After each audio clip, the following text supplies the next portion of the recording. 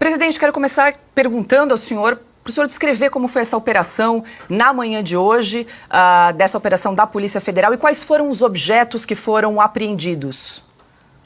Bem, na verdade começa com ontem, no meu entender. Fizemos uma live, chegou a bater o pico de 500 mil pessoas assistindo, 100 vezes mais do que o atual mandatário. Teve algumas questões sensíveis tratadas ali, mas, no meu entender, nada ofensivo. Talvez o mais importante que eu tratei ali, que eu não fiz comparação com o Brasil, mas citei a Venezuela, onde lá o governo e a situação fazem um acordo para que tivesse eleições limpas na Venezuela. E após esse acordo, tinha interesse americano nisso, tá? A questão do embargo, e logo depois disso, na sexta-feira, o Tribunal Supremo de Justiça lá da Venezuela torna a Maria Corina e o Capriles inelegíveis por 15 anos. E o Maduro tinha dado demonstração, por ironia, em dezembro, que eleições seriam limpas, tanto é que ele adotou o voto impresso lá. E não fiz qualquer paralelo com o Brasil. Bem, eu estou aqui na Vila Histórica de Mambucaba. Angra dos Reis é um município bastante grande, né? Talvez um dos maiores aqui do estado do Rio de Janeiro. E não foi a PF. O relator, o senhor Alexandre Moraes, determinou, então, correndo, no meu entender, uma busca e apreensão nesse endereço onde eu estou no momento, Vila Histórica de Mambucaba, que é a minha casa registrada em meu nome, mas era direcionada ao vereador Carlos Bolsonaro. Tanto é que foi correndo que a Polícia Federal não chegou aqui às 6 da manhã, chegou às 7h30 da manhã. Às 6 horas, você pode olhar para a minha cara aqui, né? Eu já estava no mar pescando. Pratico um dos poucos esportes que eu posso fazer, em especial depois da facada, que é o esporte aquático, que eu sou recomendado a fazer. Eu faço a caça submarina e também pesco um pouquinho e passo o tempo. Então a polícia esteve aqui às 7h30 da manhã, e por volta das 9h30, como eu estava numa área onde não pega sinal de telefone, até cito o local, Ilha Deserta, perto da Ponta da Joatinga. Se alguém for lá vai ver que não pega sinal de telefone celular, mas num deslocamento que fizemos lá, entrou uma chamada do advogado meu que estavam fazendo busca e apreensão na casa do Carlos, meu filho, no Rio de Janeiro. Logicamente fica preocupado, né? Não com a busca e apreensão em si, porque a gente não deve nada, não tem nada para esses caras aí, não vão achar mala dinheiro, não vão achar drogas, não vão achar nada comprometedor, porque não temos esse hábito de fazer as coisas erradas. Comecei então a conversar de lá mesmo com advogados, o que fazer, e acabamos então eu e o Carlos de jet ski retornando aqui para a Vila Histórica de Mambucaba. Bem, a Daniela Lima já tinha soltado o fake news dela, de que teria sido encontrado um laptop da BIM na casa do Carlos. Depois a própria PF desmentiu a Daniela Lima. Mentira. Depois também, eu acho que foi a própria Globo, falou que quando a PF chegou aqui, nós fugimos. Ninguém fugiu aqui, até que a PF tenha chegado, o pessoal chega de fuzil armado, como é que eu vou fugir? Pegando um barco e fugindo. Bem, duas fake news, logicamente, para apimentar essa busca e apreensão. E o que causa surpresa, quem aí está fazendo o primeiro período de direito, dá para entender, que eles tinham preparado aqui, conforme informações que tivemos ao longo do caminho, que o meu filho Eduardo, que é o deputado federal e também agente da Polícia Federal, tinha chegado aqui, creio por volta de 9 horas, creio, e vinha conversando com eles, e a ordem de busca e apreensão era onde o Carlos estava hospedado. Ele estava numa pousada do lado, como o irmão meu foi embora domingo, ontem ele veio para cá. Se estiver na pousada do lado, não estaria aqui na minha casa. E reviraram minha casa toda. Na verdade, estava atrás de alguma coisa minha, porventura, né? Que se tivesse algo de errado, estaria escondendo aqui. E não na minha casa, como já foi feita a busca e apreensão em Brasília, ou minha casa na Barra da Tijuca. E o que eles levou? O que eles aprenderam aqui, então? Primeira coisa, resolveram depois não apreender os telefones celulares de todos que estavam aqui em casa, apesar disso não estar na busca e apreensão. Talvez porque estava alojado aqui um senador da República, que é o meu filho Flávio, né? Então, talvez em função disso, resolveram aprender esses objetos dessas pessoas. Mas aprenderam o notebook e um tablet de um assessor meu de nome Tércio.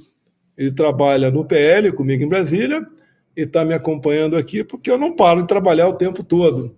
Agora, eu respondo, se o Tércio estivesse curtindo férias na Paraíba, que ele é de lá, não tinha problema nenhum. Se ele tivesse com o seu tablet, seu laptop, na esquina aqui do lado, aqui, né, tomando um refrigerante e trabalhando, não tinha problema nenhum. Agora, como ele estava aqui em casa, pegaram esse material dele. Não previsto pegar esse material no documento de busca e apreensão.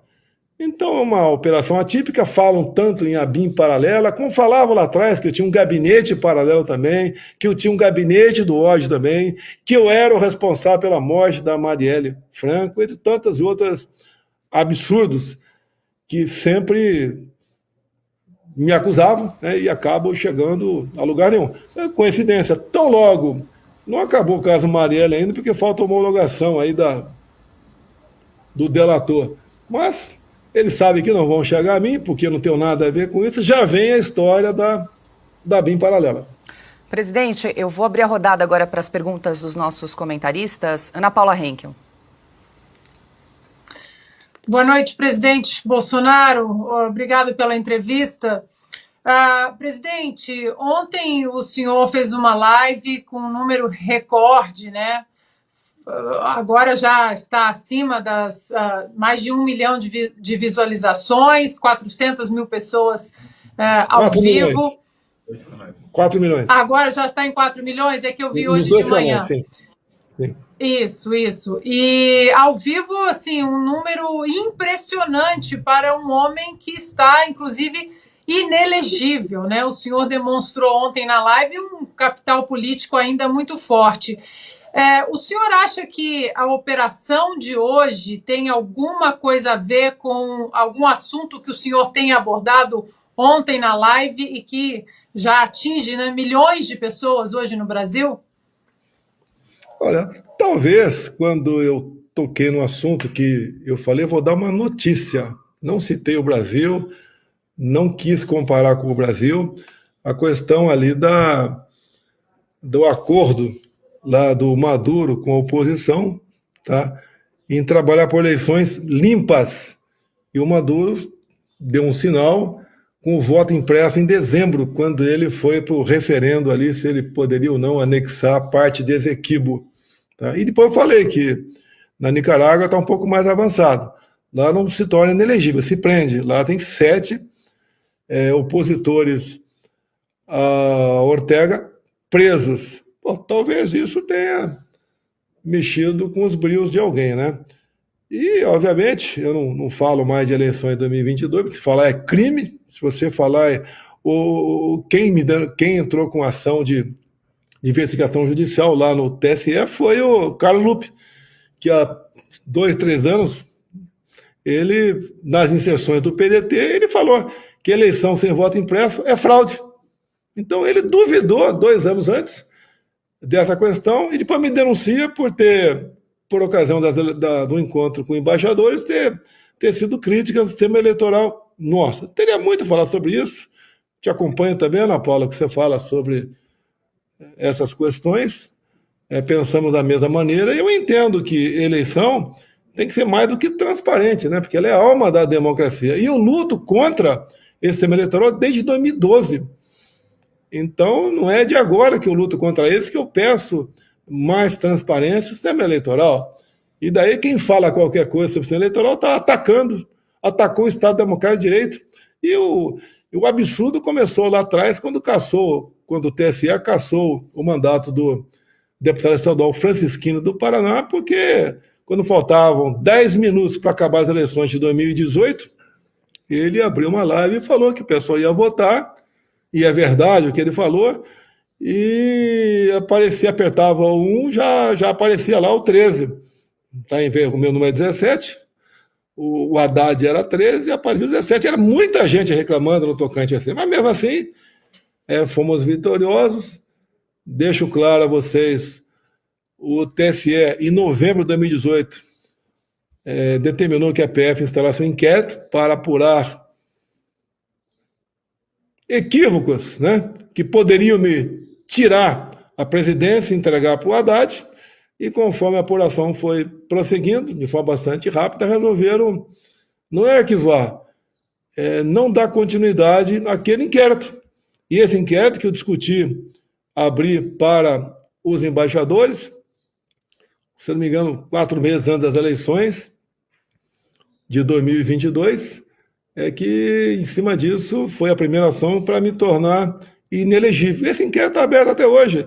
E é impressionante que a nossa imprensa, eu não vou falar, para mim não é surpresa, não quer tomar conhecimento desse inquérito. Eu não vou falar desse inquérito também.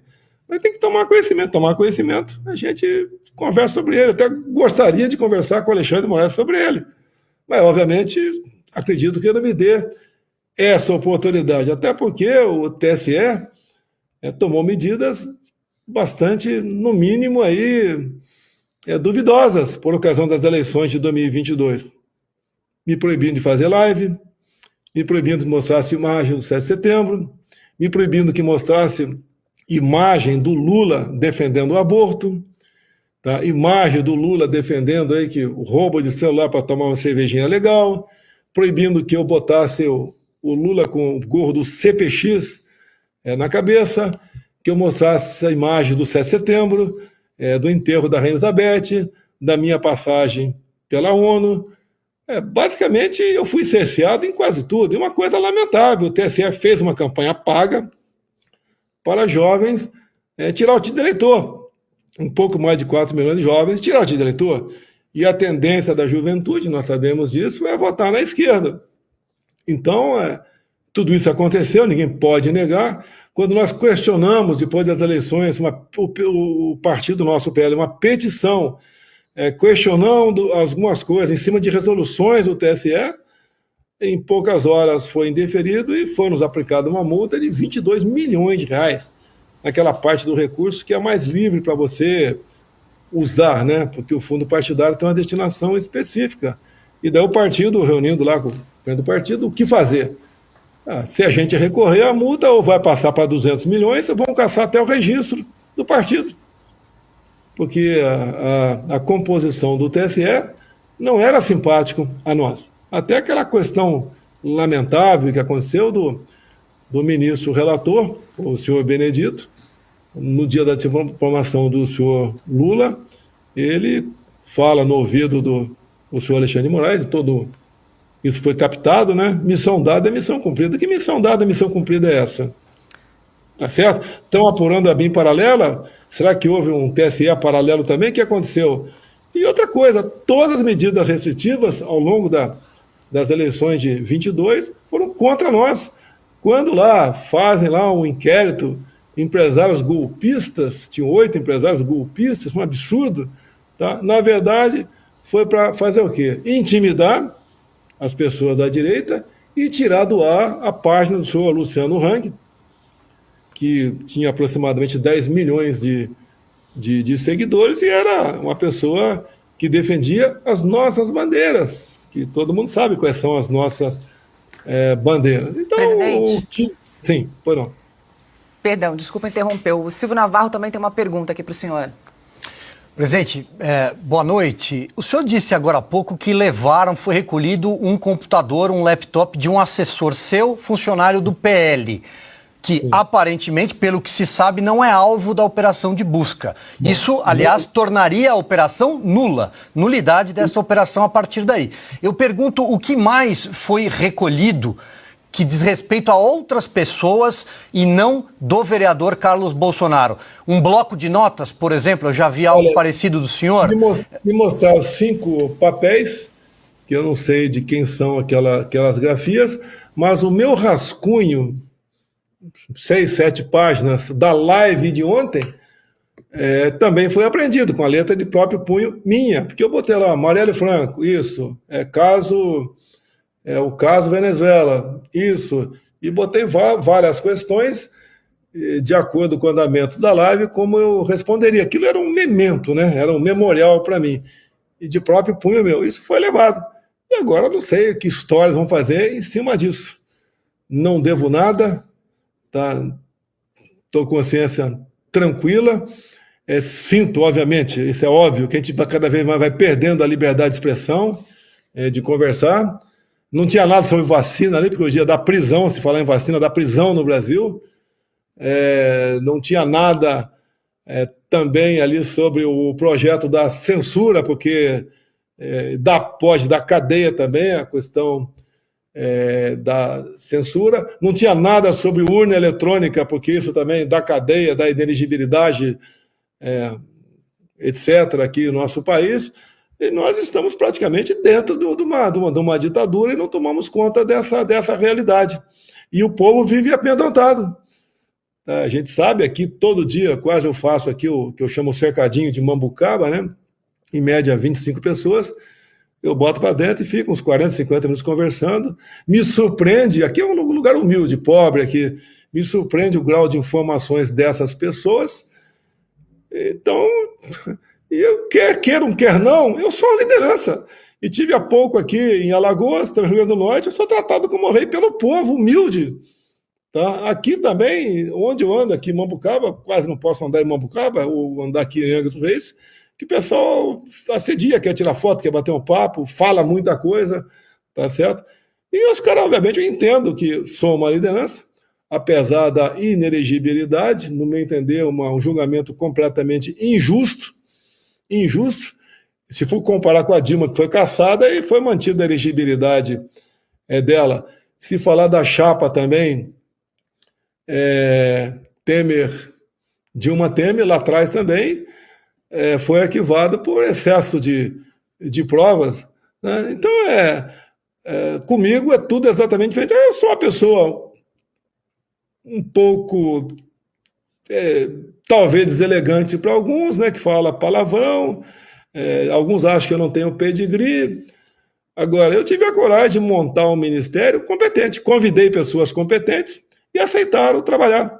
E nós, apesar da pandemia, da guerra lá fora, da crise hídrica de 21, nós vencemos isso com números de economia bastante favoráveis. E sempre lutei pela autonomia médica no tocante à Covid. Não embarquei no discurso politicamente correto, até porque eu vi que circulou aí um pôster, o Djokovic, né, aquele campeão de tênis, e eu, em cima escrito, o que eles têm em comum? Embaixo estava escrito, eles leram a bula da Pfizer. Não vou entrar em detalhe tocante a isso daí, mas tem muita coisa acontecendo que você não pode discutir mais, como agora o governo quer impor a vacina para crianças, 6 meses a 5 anos. Não vou falar sobre isso, que sou o pai de uma menina de 13. Então, se fosse sobre 13, eu falaria. Não falo agora porque vem aquela história de terraplanista, antivacina. Eu vi aqui o camarote outro dia da Globo, estou aguardando a Globo fazer com vocês, né? Como a Jovem Pan e também a outras televisões que eu falei ao vivo agora, a TV Globo me dá o espaço para conversar ao vivo sobre esse assunto. Tinha uma garota aqui, uma jovem menina aqui fora aqui da Globo, que me filmou quando fui me despedir da Polícia Federal. Eu não dei entrevista para ela, que eu só falo ao vivo, gravado, e jamais falo na Globo. E acho que daria uma boa audiência com a Globo. Se ele topasse falar comigo, sábado, no horário do Fantástico, ao vivo, pode ter certeza que ia bater um recorde de audiência a TV Globo. E eu não baixaria o nível, em hipótese alguma, mas falaria, como estou conversando com vocês, o que está acontecendo no nosso Brasil. Presidente, já aproveita... Perdão, desculpa interromper, aproveitar o gancho, você está falando de audiência, eu quero registrar aqui que são 72 mil telas nesse momento exibindo o Oeste Sem Filtro e acompanhando essa entrevista, além, claro, de todas as rádios e web rádios que também transmitem o nosso programa. Muito acima dos concorrentes, como bem lembrou Augusto Nunes. Só antes da gente girar aqui a rodada, presidente, eu queria perguntar, o seu filho Carlos Bolsonaro, vereador do Rio de Janeiro, foi convidado a depor na Polícia Federal. O senhor sabe se ele vai aceitar esse convite? O convidado não, foi intimado. A previsão é amanhã. Eu vi que essa notícia tinha vazado. Tá? Ele que estava preocupado aqui. Quem vazou? Eu falei, não fomos nós. Só eu e ele sabia. Eu, como pai, que ele se reporta a mim quase tudo que acontece, né? Então está previsto ele depor amanhã e vai se fazer presente com um advogado pelo menos. Parece que 2 devem comparecer, né? E vamos falar sobre a BIM paralela. Perdão, então, presidente, porque a informação que tinha chegado para a gente era que ele havia recebido um convite para depor na Polícia Federal. Então, agora foi intimado e vai ocorrer, então, essa intimação amanhã, é isso? Me desculpa, se a PF me convidar, eu não vou. A não ser que seja uma festa de inauguração de alguma coisa, uma formação que vai ter um churrasco. Daí eu vou pensar se vou. Agora, convidado, eu acho que ninguém vai para a Polícia Federal, a não ser em eventos festivos, né? No meu entender, eu posso conversar com ele, se é convite ou intimação. Eu acho que é intimação. Tá certo. Augusto Nunes também tem uma pergunta para o senhor. Presidente, boa noite. É um prazer voltar a conversar com o senhor. Eu desconfio que os partidos que no Usa Sinop já começaram a campanha para as eleições deste ano, né? Eu queria saber como é que o senhor pretende agir, como é que o senhor pretende usar essa popularidade a que o senhor se referiu, que aparece nas ruas, né, durante a campanha. O senhor vai participar ativamente da campanha para as eleições municipais? Augusto, para que não haja dúvida, eu estou empregado no PL, tá? Que pese minha relação cordial com o Valdemar da Costa Neto. Eu não preciso desse recurso, ganho 41 mil brutos por mês, graças a Deus não preciso. Deixo claro a vocês, tenho uma aposentadoria da Câmara de 30 mil reais brutos por mês, que não fiz uso dela enquanto presidente da República, e aproximadamente 12 mil do Exército Brasileiro brutos também. Além daquela doação de Pix, que vocês sabem que foi algo espontâneo por parte da população. E, então, graças a Deus, financeiramente estou muito, muito bem. Agora, pretendo participar do futuro do meu país, porque eu tenho uma filha de 13 anos que está nesse caminho. Eu não quero que ela pegue um Brasil pior do que eu peguei. Eu quero o melhor para ela. E o que eu acho que nós temos que lutar é pela questão da liberdade. Eu posso criticar você, Augusto, se você não concordar, você me processa. Agora, você me prender, me desmonetizar, caçar o passaporte, fazer busca e apreensão, esse é um absurdo o que vem acontecendo no nosso país. Um país fantástico. Agora, adianta alguma coisa, não quero entrar em detalhes, há interesse por parte de um outro país, pelo menos, né, que São Paulo, Santos, Angra, que é um local estratégico, e alguns outros municípios não caiam nas mãos de pessoas que estejam afinadas conosco, né, no Partido Liberal. É que o Brasil é um país riquíssimo, ninguém tem o que nós temos, e um outro país tem realmente usado a nossa pátria, né, em benefício do seu próprio povo. Então a questão estratégica é muito importante. Eu gostaria de um dia, né, não é agora, nem vou marcar com ninguém, um dia, quem sabe, eu possa abrir as informações que eu tive ao longo de 4 anos. Não vou falar que esse ou aquele é feio, né? Não, é barrigudo, é careca, ou é bonito, não. Eu quero falar de parte da conversa que eu tive com chefes de Estado pelo mundo, dos interesses que tem o Brasil, o que nós pudemos fazer aqui com o nosso ministério, que a grande maioria foram pessoas excepcionais. Tanto é que nós temos aí exemplo em São Paulo, como o Tarcísio conduz a política aí, como tantos outros também, senadores, deputados federais. A direita existia, mas não aparecia. 28 anos de parlamento, e tem muita história para contar. E essas questões, né, em parte, o povo tem um sentimento.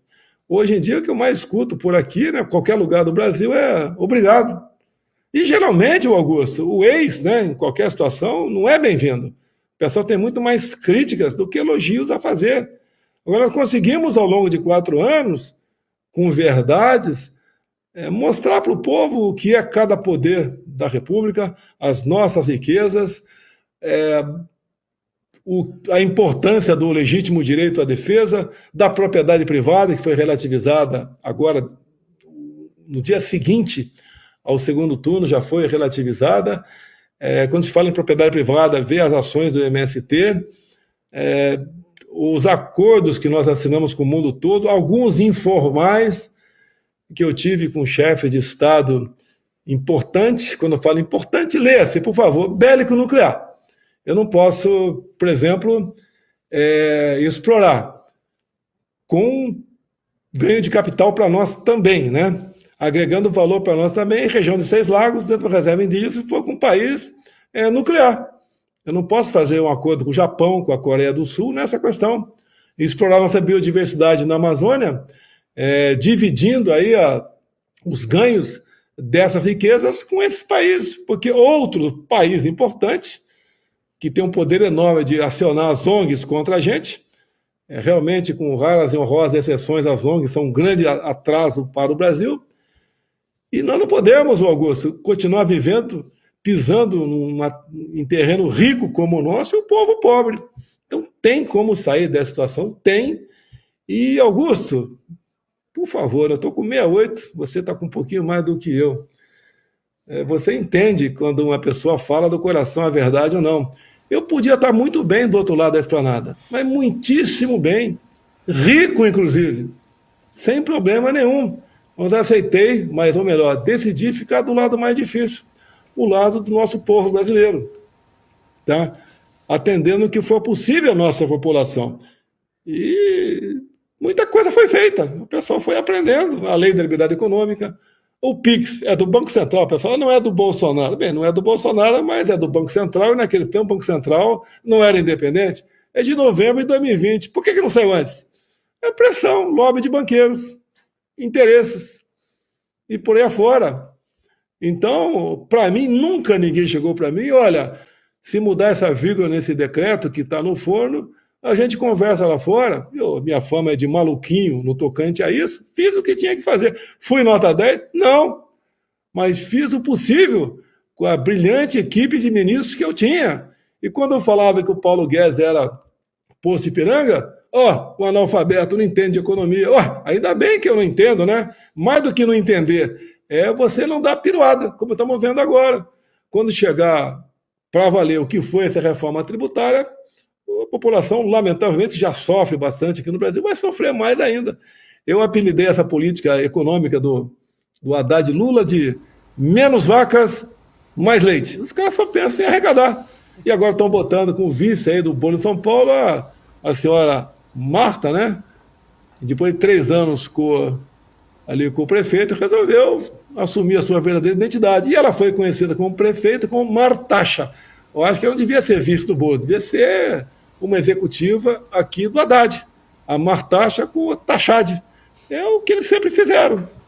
Nada de interesse de bem-estar para o nosso povo. E deixo claro, quanto mais nós diminuímos ou eliminávamos algum imposto no Brasil, mais a gente arrecadava, em especial ao longo do ano de 2022.